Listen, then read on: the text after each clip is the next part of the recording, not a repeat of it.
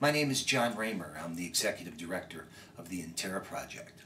And we just filmed a summary overview of the presentation to a business who's interested in being in this program. This is going to be a little bit more detailed.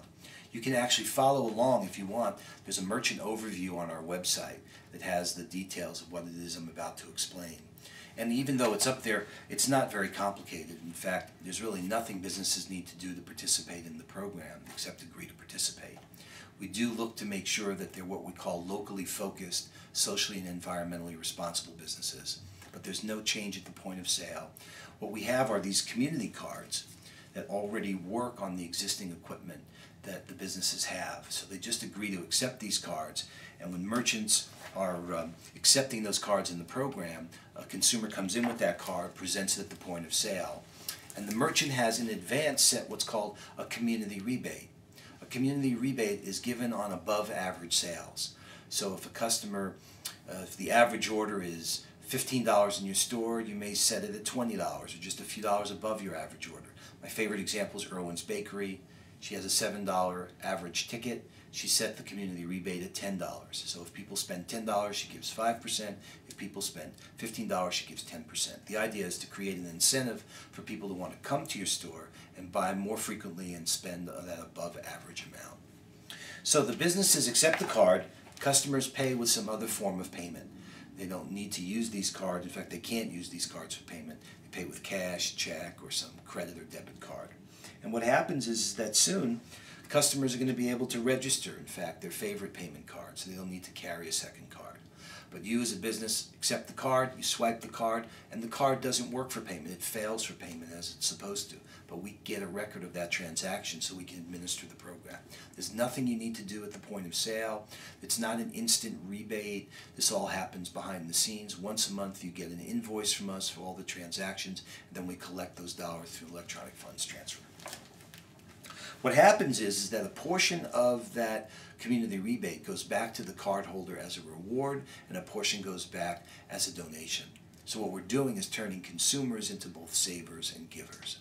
And cardholders have the option, if they wish, to take the reward and gift that to the donation to the nonprofit as well, thereby increasing that donation. And here's what we wanted you to understand, just the actual way the dollars get allocated. So if you spent $100 at PCC, they've agreed to a 5% rebate.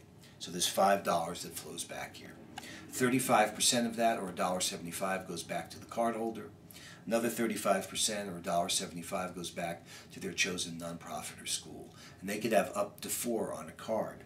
Now if they wish, they can gift the reward, thereby increasing the donation to $3.50. Again, each cardholder has that choice. Whoever issued that card with us, whether it be PCC Natural Markets or Classical King FM or Interra, they get the 10% that comes back off of that card, and the remaining 20% is what it costs to administer the program. There's no charge for businesses to sign up. You only pay these community rebates when people come in to make a sale, so we think this is the best kind of advertising, because it only gets paid when people make a sale. But the big picture and why we as a nonprofit are devoting ourselves to making this project happen is within 5 years we believe that we can shift a lot of dollars, in fact up to $10 million a year to flow back to nonprofits and schools, retain a substantial sum of money, over $150 here in the local economy. And if you measure each new job as an additional $200,000 in revenue to a business, we're talking about over 200 jobs being generated within the community. Now, why are businesses going to benefit from this? Well, the idea is to get people who get these cards and told to go into those businesses. So the nonprofits that are the beneficiaries are all committing to do the marketing through publicity and media and community events and member communications to tell their constituents to get a card and go into those stores and shop locally and share locally. That's the purpose of the program. So if you're a locally focused, socially and environmentally responsible businesses, if you think that it makes a difference the way you behave and you believe there's a network of people who want to come into your store because of the efforts you're making to run your business in a more sustainable way, this program could be perfect for you. We're really excited to be bringing it here.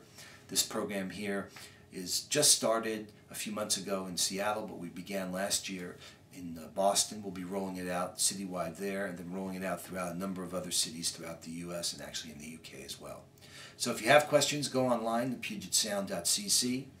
We know that there's frequently asked questions there that if I didn't answer may be answered online for you, but if you have any questions, please call us.